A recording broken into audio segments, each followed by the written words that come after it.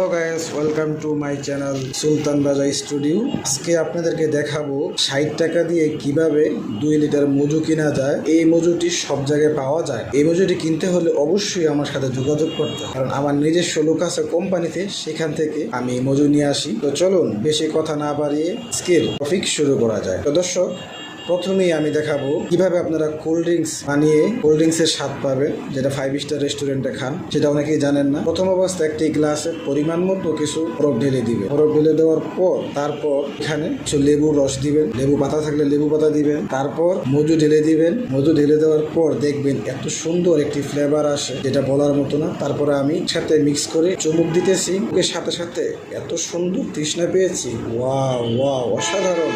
যারা মজুর কোম্পানি, তাদের অসংখ্য ধন্যবাদ দিই। দর্শক, আমার ভিডিও যদি আপনাদের থেকে ভালো লেগে থাকে অবশ্যই আমার চ্যানেলটি সাবস্ক্রাইব করবেন।